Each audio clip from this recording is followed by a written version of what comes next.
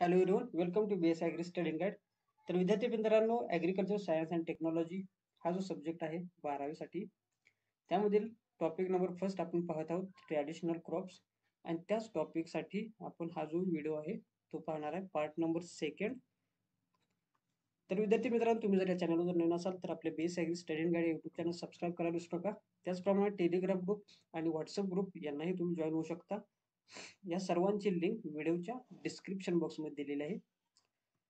तर विद्यार्थी मित्रांनो, या आपण लेक्चरमध्ये पाहणार आहोत व्हीट क्रॉप बद्दल, की ज्याला कॉमन नेम मध्ये आपण गहू असं म्हणतो. आणि या क्रॉपच्या बाबतीत जे अबाउट व्हीट असेल, त्याचप्रमाणे uses, preparatory tillage, soil and climate, seed sowing, varieties, manures and fertilisers, irrigation, त्यानंतर जे पेस्ट अँड डिसीजेस आहेत, इंटरक्रॉपिंग, इंटरकल्चर, क्रॉप रोटेशन आणि हार्वेस्टिंग अँड यील्ड, त्याचप्रमाणे जे स्पेशल प्रॅक्टिसेस ज्या घेतल्या जातात व्हीटमध्ये, हे सर्व काही आपल्याला यामध्ये शिकायचं आहे.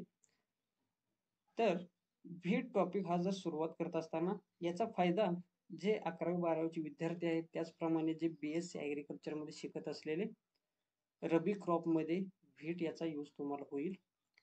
त्याचप्रमाणे इतर सर्व परीक्षांसाठी या लेक्चरचा फायदा होणार आहे. तर जे विद्यार्थी आहेत 11वी-12वी तसेच बीएससी साठी असणारे सर्वांनी व्हीट हा जर टॉपिक जर शिकत असाल किंवा क्रॉप कोणतेही शिकत असतात तर त्यांचे टेबल फॉर्मॅटमध्ये असे लिहून घेत चला, की जेणेकरून छोट्याशा टाईममध्ये किंवा छोट्याशा पानं न घालवता कमी पानामध्ये तुम्ही चांगलं रिव्हिजन होईल.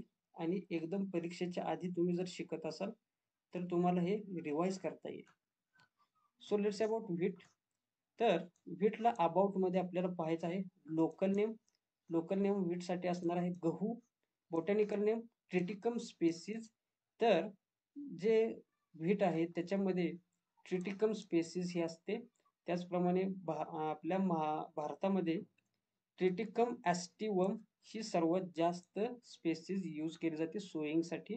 आणि त्या व्हरायटीनेच आपल्या भारतातील 90% एरिया हा कव्हर केलेला आहे. तर याच्यामध्ये ट्रिटिकम ॲस्टिवम, ट्रिटिकम ड्युरम यासारख्या व्हरायटीज आहेत. त्याचप्रमाणे बोटॅनिकल नेम्स आहेत. आणि या ट्रिटिकम ॲस्टिवम किंवा हे जे व्हीट आहे त्याच्यासाठी फॅमिली असणार आहे Gramineae. And origin for the hard wheat is Abyssinia. And for the soft or bread wheat साठी north west India, south west Afghanistan and USSR. तर जे सोव्हिएत युनियन होतं, की ज्याला आपण रशिया म्हणतो आजच्या काळामध्ये, त्याच्या आधी जे सर्व राष्ट्र जे रशियामध्ये होते विघटन होण्यापूर्वीचे, ते सर्व तुम्ही USSR म्हणू शकता. तुम्ही 8वी-9वी मध्ये महायुद्धाचा महायुद्ध हे शिकत असताना इतिहासमध्ये हे USSR तुम्ही हा शब्द पाहिला असेल. त्यानंतर जे युजेस आहेत व्हीटचे, जे युजेस आहेत त्याच्यामध्ये पहा, it is important staple food crop. तर हे महत्वाचं स्टेपल फूड आहे, की ज्याचा फायदा आपण खाद्य पदार्थासाठी किंवा खाण्यासाठी करतो. कन्झ्युम्ड इन फॉर्म ऑफ चपाती. तर या ठिकाणी पहा, हे जे व्हीट आहे ते चपातीच्या माध्यमातून आपण कन्झ्युम करत असतो. Wheat grains content starch, protein, fats, vitamins and minerals. तर जे व्हीट ग्रेन आहे त्याच्यामध्ये स्टार्चचं प्रमाण असतं, प्रोटीन्स चांगल्या प्रमाणात असतात, फॅट्स, विटॅमिन आणि मिनरल्स हे सर्व याच्यामध्ये उपलब्ध असतात. It is good source of protein. तर याच्यामध्ये गव्हामध्ये प्रोटीनचे चांगल्या प्रमाणात सोर्स आहे. म्हणजेच प्रोटीन जर आपल्याला आवश्यक असेल त्याचा सोर्स जो आहे तो व्हीट मोठ्या प्रमाणामध्ये आहे. It is used for making chapati, bread, cake, biscuit, pastry and other bakery products. तर आपण जे चपाती खातो, ब्रेड, केक, बिस्किट खातो, पेस्ट्री आणि जे बाकी जे बेकरी प्रोडक्ट्स आहेत हे सर्व बनवले जातात व्हीट पासून. Hard wheat is used to making rava, suji and सेवई. तर याच्यामध्ये जे सॉफ्ट व्हीट आहे आणि जे हार्ड व्हीट आहे, त्याच्यामधील जे हार्ड व्हीट आहे ते वापरतात रवा तयार करण्यासाठी, त्याचप्रमाणे सुजी तयार करण्यासाठी आणि सेवई याला तुम्ही शेवई सुद्धा म्हणता. It is used for fodder for animals. तर याचा जो रॉ मटेरियल आहे, जे ग्रेन्स आहेत त्याच्यानंतर जो रॉ भाग राहिलेला असेल तर तो ॲनिमलसाठी फॉडर म्हणून यूज केला जातो. थॅचिंग अँड मल्चिंग. आता तुम्ही पाहिलं असेल झोपडी वगैरे किंवा कुंपण केलं जातं त्याच्यामध्ये जे गहू किंवा इतर जे क्रॉप आहेत त्यांचं जे राहिलेलं जे मटेरियल आहे, खालचे जे स्टॉल्क आहेत, आपण धान्य काढून झाल्यानंतर किंवा ग्रेन्स किंवा त्याला तुम्ही कणस देखील म्हणता, ते सर्व हार्वेस्टिंग झाल्यानंतर जो खाली राहिलेला जो पार्ट आहे त्याच्यापासून थॅचिंग पर्पजसाठी तो यूज केला जातो. त्याचप्रमाणे मल्चिंगसाठी. आता मल्चिंग म्हणजे जर क्रॉप असेल त्याच्या दोन क्रॉपमध्ये जेव्हा एक ओळ मध्ये जी जागा शिल्लक आहे त्याच्यामध्ये हे जे गव्हाचं जे पीक आहे त्याचे जे राहिलेले भाग आहे, जो हिरवळीचा असेल तो या सर्व पिकाच्या मध्ये ठेवणं याला म्हणतात ऑर्गॅनिक मल्चिंग. आणि जे पॉलिथिन शीट असतं ब्लॅक कलरची, ती शीट आपण यूज करून त्याच्यामध्ये क्रॉपिंग करणं याला म्हणतात inorganic mulching. It has good bread quality due to gluten content. आता हा महत्वाचा पार्ट आहे पहा. गव्हामध्ये ग्लुटीन कंटेंट चांगल्या प्रमाणात असल्यामुळं ते ब्रेड तयार करण्यासाठी वापरतात. Okay, this is all about uses of wheat. So let's about soil. It is grown on wide range of varieties. तर जे व्हीट आहे ते वेगवेगळ्या प्रकारच्या सॉइलमध्ये आपण पेरू शकतो किंवा त्याचं कल्टिवेशन घेऊ शकतो. It grows well on soils having well drainage and water holding capacity. तर हे जे गहू क्रॉप आहे, हे क्रॉप अशा मातीत चांगले येते की ज्या मातीची जी निचरा करण्याची क्षमता आहे ती चांगली असते. त्याचप्रमाणे पाणी धरून ठेवण्याची क्षमता ही चांगली असलेली ज्या माती आहेत त्याच्यामध्ये गव्हाचं उत्पादन चांगल्या प्रमाणात येत असतं. It can be cultivated from light to heavy clay soils. तर लाईट जर सॉइल असेल, हलकी आणि त्याचप्रमाणे हेवी क्ले सॉइल असतील तर याच्यामध्ये आपण हे कल्टिवेशन घेऊ शकतो. Soil should be well drained. तर हे जे वाक्य आहे soil should be well drained, जर जी माती आहे ती योग्य पाण्याचा निचरा करणारी हवी. हे जे वाक्य आहे तुम्ही सर्व क्रॉप मध्ये लिहू शकता. याच्यावरती कोणताही क्वेश्चन आला तरी पण. The rainfed crop in Maharashtra generally grown on heavy soils. जे आपण कोरडवाहू, जे पाण्यावरती पावसाच्या पाण्यावरती आपण जे क्रॉप्स पेरतो ते जास्तीत जास्त महाराष्ट्रामध्ये हेवी सॉइल मध्येच पेरल्या जातात. बिकॉज महाराष्ट्रामध्ये हेवी सॉइल्स मोठ्या प्रमाणामध्ये आढळत असतात. The optimum range of pH is 5.5 to 7.5. आता हे महत्वाचं आहे लक्षात ठेवणं. जेव्हा एखाद्या क्रॉपचं तुम्हाला सॉइल विचारलं जाईल तेव्हा तुम्हाला कोणत्या सॉइलमध्ये ते योग्य येतं, कोणत्या प्रकारच्या सॉइलमध्ये येतं हे लिहिणं गरजेचं आहे. त्याचप्रमाणे water holding capacity, drainage capacity हे तुम्हाला लिहिता आलं पाहिजे. सलाईन अल्कलाईन सॉइल सुटेबल असतात का, त्याचप्रमाणे महाराष्ट्रामध्ये हेवी सॉइल प्रेफर करतात आणि त्या सॉइलला किती पीएच आवश्यक आहे जेणेकरून ते क्रॉप चांगल्या प्रकारे येईल. हे सर्व काही या सॉइल या टॉपिक मध्ये आलं पाहिजे एखाद्या क्रॉपचं तुम्ही परीक्षेमध्ये आन्सर लिहित असताना. So let's see about climate which are required for the wheat crop. पण त्याच्या आधी पहा, बोटॅनिकल नेम ट्रिटिकम स्पेसिस असतात, पण त्याच्यामध्ये ट्रिटिकम ॲस्टिवम, ट्रिटिकम ड्युरम, ट्रिटिकम डायकोकम. तर ट्रिटिकम ॲस्टिवम हे सॉफ्ट व्हीट आहे आणि आपल्या भारतामध्ये 90% सोईंग हे ट्रिटिकम ॲस्टिवमचं होतं. त्याचप्रमाणे Triticum durum and Triticum dicoccum also used for sowing in India about 10%. And origin of the wheat is soft wheat, Northwest Asia, and for hard wheat that is Abyssinia and today's Ethiopia. And family for the wheat is Gramini. Family for the wheat is Gramini. So let's say about uses. Soil, we have already covered this part, that are the uses. We are also seen already, that is vitamins, that is biscuits, chapati, bread, that is rawa and wheat straws are the used as fodder for the animals. So let's see about it. Soil. Soil, wheat grown on wide range of varieties means any kind of soil which are used for cultivation of wheat. Also, optimum range for the soil pH is 5.5 to 7.5, and climate for required for the wheat crop is temperate crop. It is temperate crop. It required cool, dry, and clear weather. Optimum temperature range for growth is 7 to 21 degree Celsius. तर हे जे wheat आहे ते temperate crop आहे आणि त्याच्यासाठी cool, थंड आणि उष्ण त्याचप्रमाणे क्लिअर वेदर आवश्यक असतं याच्या ग्रोथ स्टेजच्या नुसार. आणि जे टेम्परेचर आहे ते 7 ते 21 डिग्री सेल्सिअस इतकं गरजेचं आहे ग्रोथसाठी. Temperature about 25 degree Celsius has adverse effect on growth and yield. जर आपलं टेम्परेचर जर 25 डिग्री सेल्सिअसच्या जरी वरती गेलं तर ते पिकावरती ॲडवर्स इफेक्ट करतं. Average annual rainfall 750 to 160 mm. तर जे ॲन्युअल रेनफॉल आहे या क्रॉपसाठी ते 750 ते 1600 मिलीमीटर इतकं आवश्यक असतं जर का हे आपण रेनफेड क्रॉप म्हणून लावत असेल तर.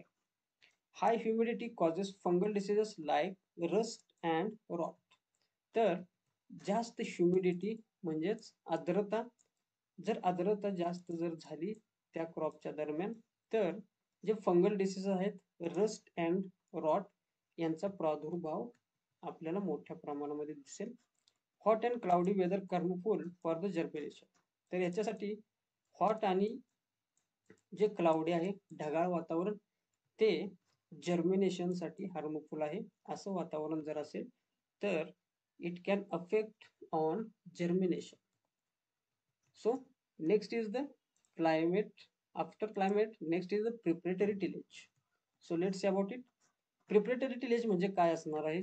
आपण पेरण्याच्या अगोदर ज्या आपल्या जमिनीमध्ये सर्व ज्या मशागतीची कामं घेतो, जे सर्व आपण पेरणीसाठी जमीन तयार करण्यासाठी जे सर्व ऑपरेशन्स घेतो या सर्वांना प्रिपरेटरी टिलेज असं म्हणायचं.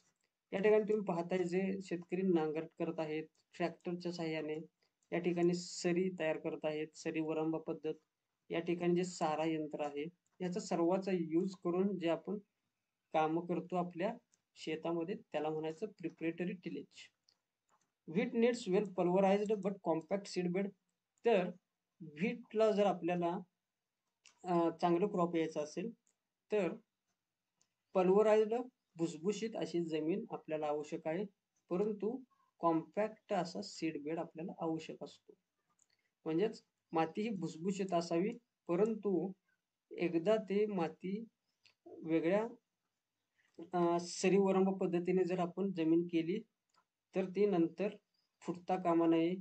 ते आपण जे स्ट्रक्चर्स तयार केलेले आहेत पेरण्यासाठी ते ब्रेक होता कामा नयेत. For irrigated with 1 deep ploughing with iron plough, 2 to 3 shallow ploughings with country plough which are the taken. हे जे इरिगेटेड विट आहे म्हणजेच आपण या विटला पाणी देणार आहोत, तर त्यासाठी आपल्याला एक खोलवर नांगरट घ्यायचे आहे लोखंडी नांगराच्या सहाय्यानं, आणि 2 ते 3 शालो प्लाविंग्स म्हणजे त्यांची जी खोली असणार आहे ती कमी असणार आहे ते आपल्याला घ्यायचे आहे कंट्री प्लावच्या सहाय्यानं. फॉर ग्रीन मॅन्युरिंग व्हीट, जर आपण आपलं जे गहू आहे हिरवळीचं खत म्हणून आपण ते पेरत असाल तर 2 criss cross ploughing, 2 harrowing planking which are the taken for green manuring wheat. जर आपण ग्रीन मॅन्युरिंगसाठी व्हीट वापरत असेल किंवा पेरत असेल तर 2 क्रिस क्रॉस प्लाविंग्स, 2 हॅरोइंग्स अँड प्लांकिंग हे सर्व ऑपरेशन्स आपल्याला घ्यायचे आहेत. And for rainfed wheat 1 deep ploughing, shallow harrowing and planking which are the taken for irrigated wheat. After sowing, saras or flat beds prepared by सारा यंत्र or bund former. या ठिकाणी आहे सारा यंत्र. तर याच्यानंतर आपल्याला सारा यंत्राच्या सहाय्यानं सारे किंवा फ्लॅट बेड्स तयार करायचे आहेत किंवा बंड किंवा हे बांध आहेत, सरी म्हणतात याला, हे आपल्याला या सारा यंत्राच्या सहाय्याने तयार करायचे असतात. Okay, this is all about preparatory tillage. So let's see next point is sowing season and time. तर याच्यामध्ये सोईंग सीझन म्हणजे काय, आपल्याला हे नक्की पेरणी करायचं आहे कधी आणि कोणत्या वेळी आपल्याला हे पेरणी करायचं आहे. ओके, इट इज सोन in rabi season for tall varieties last week of October to first week of November and short duration dwarf varieties in November.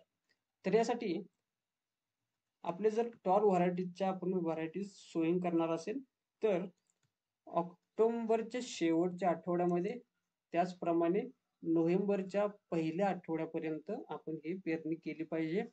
त्याचप्रमाणे जर डॉर्फ व्हरायटी असतील तर त्या नोव्हेंबरमध्ये आपल्याला सोईंग करणं गरजेचं आहे. त्याचप्रमाणे early and late sowings are also harmful for the crop. तर याच्यामध्ये सोईंग डायरेक्शन कशी असणार आहे पहा, आपण हे क्रॉप पेरायचं आहे नक्की कोणत्या दिशेने. Sowing of the wheat should be done north to south direction. आता हे सर्व करायचं कशासाठी, उत्तरेकडून दक्षिणेकडे का पेरायचं आहे, because to get maximum interception और युटिलायझेशन ऑफ सनलाइट. तर आपला जो सूर्यप्रकाश आहे पूर्वेकडून आपल्याला मिळणार आहे, त्याचप्रमाणे पूर्वेकडे मिळून पश्चिमेकडे आपल्याला सूर्य मावळतो. त्यामुळे आपले जे क्रॉप आहे जर नॉर्थ टू साऊथ डायरेक्शन मध्ये असेल तर सर्व प्लांट्सला वेल सनलाइट हा मिळणार आहे. So friends, today's lecture we had seen about wheat, uses of wheat, soil and climate which are required for the wheat crop, preparatory tillage, sowing season and time. तर विद्यार्थी मित्रांनो, या लेक्चरमध्ये आपण शिकलेलो आहोत व्हीटच्या बद्दल, त्याचे बोटॅनिकल नेम, फॅमिली, ओरिजिन, त्याचप्रमाणे सॉइल कोणत्या प्रकारची माती आवश्यक आहे, क्लायमेट वातावरण हवामान कोणत्या प्रकारचं आवश्यक असतं, प्रिपरेटरी टिलेज आपण हे व्हीट सोईंग करत असताना आपल्या जमिनीमध्ये कशी मशागत करावी किंवा जमीन कशी तयार करावी, त्याचप्रमाणे सोईंग सीझन अँड टाइम हे कोणत्या सीझन मध्ये आपण पेरलं जातं, कोणत्या वेळी पेरलं जाईल, हे सर्व आपण शिकलेलो आहेत. याच्या पुढील जो पार्ट आहे म्हणजेच सोईंगच्या मेथड्स असतील, मॅन्युअल्स आणि फर्टिलायझर कोणती खतं आपल्याला आवश्यक आहेत, हे सर्व आपल्याला पाहायचं आहे. Part number 3 of the topic number 1. तर मित्रांनो,